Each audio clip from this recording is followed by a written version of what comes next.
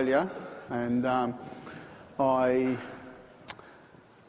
spent time living in South America. I have a South American father, and I studied engineering in South America, came back to Australia and did a few things, travelled a bit around the world, and ended up going to India, and I lived in India for 3 years. Before I went to India, I actually spent time working with some American Indians in Australia, and I think you need to turn it off and on, the computer. And one of those experiences I had was I got invited to go to Mexico and attend a sun dance with some the Aztecs or Toltecs down there. Spent 3 years in India studying Eastern philosophies, living in ashrams, doing all that kind of thing. Then came back, and it was when I was in India that I actually first saw kinesiology, and there was a chiropractor came into my room in the ashram, and he was testing a muscle and had a bag of flower essences and doing this with his fingers. And I didn't pay much attention to it, but just before I came back, it's like I had a voice in my head go, do kinesiology. So I came back to Australia and did a couple of, touch for health workshops and a bit of kinergetics. And then I found Charles, at the time, was involved with a school in Melbourne, and I was in the second group that went through that school. And from there, of all the things I learned when I was studying kinesiology, it was the applied physiology that most caught my attention. And then I went to Tucson a couple of times and started coming up with ideas, and next thing you know, I'm here. And so that's how I came to be here in kinesiology. So what I'm going to talk about today is brain formatting. And this formatting is a concept that was, for me, it was developed by Richard Utt, and I think we have a lot to thank Richard for. And then I'm going to talk about, and it's good to see him here too. And also I'm going to talk about consciousness as well, because taking on the concepts developed by Richard, I've been able to and Charles, and I've been able to extend them and now develop my own theory of consciousness, or it's a model. And the other day we saw another model of consciousness presented here, and this is another model. I'm not saying this is right or the other one's wrong or anything. It's just a model to help understand how our consciousness is, and how our awareness raises from a dormant state to an enlightened state. So first I'll talk about formatting. So if you can... now, just before I do, this is what I call the treatment triangle. And of course, being a developer in kinesiology, I had to have my own triangle, like everyone else does. So this is mine. And okay, so this is the up here at the top we have the energetic structures, which like chakras, meridians, the nadis, the aura, figure eights, all this kind of thing.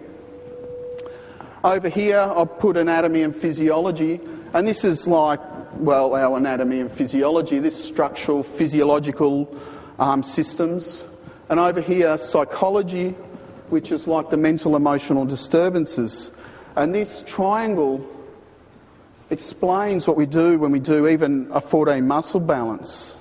Because you test, you put in a goal, works with the psychology. You test the muscles, because, once you've got this goal, you've got muscle imbalances. And this is anatomy and physiology, because there's certainly anatomical and physiological processes going on there. And then we balance the meridians up here. And so every time, what I observe is every time you do a balance, you can look at that and say, well, I balanced a chakra. Some emotion come up or mental process came up. Or there was some part of the physiology I needed to include that it's affecting. It could be the immune system, the nervous system, the endocrine system. It could be structural, it could be a muscle, it could be the bones or whatever. But, and this is like a model to help understand, what we're doing in kinesiology. Okay, so now the next thing is that one thing that's always been quite prevalent in kinesiology is we're touching like indicator points or reflex points or acupoints and testing a muscle, and that's giving us some kind of information. It tells us there's stress on some kind of, something, depending on what the indicator point is for. For instance, the Riddler points, we know that they work with different nutrients and vitamins or minerals or whatever. Now, the other thing that was developed out of, it's used in kinesiology was the use of finger modes. Now, the use of finger modes has been around for a very, very long time. And in India, they've used it for time immemorial to work with the energy of the body in some way. When we're touching acupoints, we're working with the meridian energy, we know that. But what are we doing when we're actually holding mudras or finger modes? And so I was curious about this because in India, I spent a lot of time in India reading all their literature. And one thing I noticed is with yoga, like when you're doing hatha yoga, because hatha yoga is the yoga of the body, yoga actually means union with God. So any pathway that brings you to God is yoga. And they have different ways of doing that. Anyway, in hatha yoga, what we're doing is you do a posture and that somehow affects your energy. Now, there's one great Indian author called Swami Satyananda. His literature is just amazing. And I can spend the amount of books he's written or have come from him or the people that have come after him is phenomenal. And they've got this massive book on asanas, which is posture. And what's interesting is that is when you read through that book, every asana, yoga asana, there's a little line that tells you which chakra it's affecting. Oh yeah, that's right. Now, so what does that mean? That means that when you're doing yoga asanas, you're affecting the chakras. Different to like Tai Chi or Qigong, which is you're affecting the meridians. With yoga, you're specifically working with the chakras. How does it do it? Well, connecting up all the chakras, there's another set of channels like the meridians, but they're called nadis. Okay? And these nadis run throughout the whole body.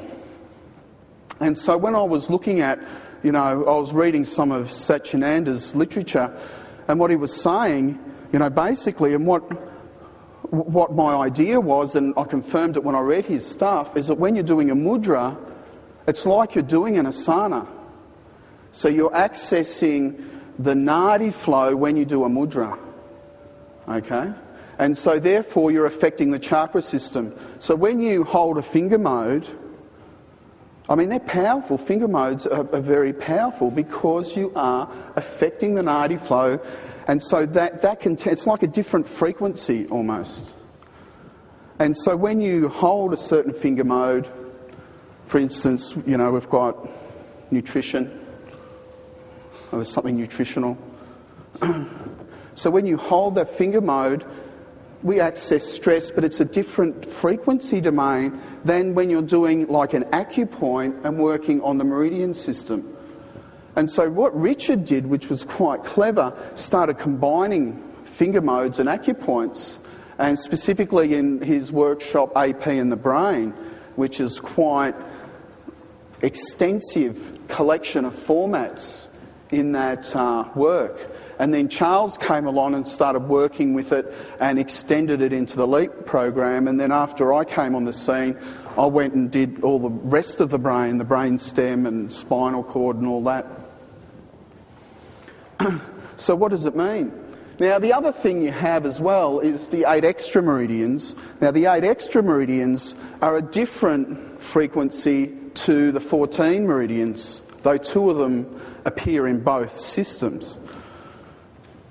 And so it's like when you're doing formatting, you know, and I like it, the difference like between playing a note or a chord. So if you go to a piano or a guitar, you can just play, like I'll do a piano, I'm not a musician, but anyway, you can just press the one key and you get a note. But when you do combinations, you get a chord, and the sound is much more complex. And so that's what it's like when you're doing formatting. Like you can do one mode or one point, but also when you start combining them, you get like chords of stress. And so you can start identifying, well, what does this format mean? And you can start working with combining both modes and points and create a whole system. Well, that's what I did anyway. And it was all came out of Richard's original idea, which, you know, he started with his amino acid work, but really came of age in the AP and the Brain workshop. And now there's people all around the world using these systems and getting really good results with it.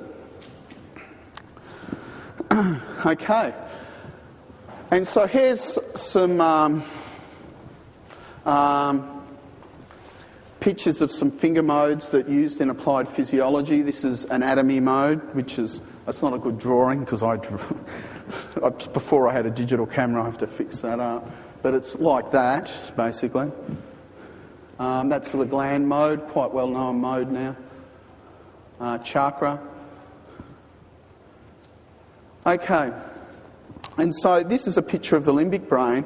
And so what I did with this course called Brain Formatting, because before we had this course, what you were doing is that you either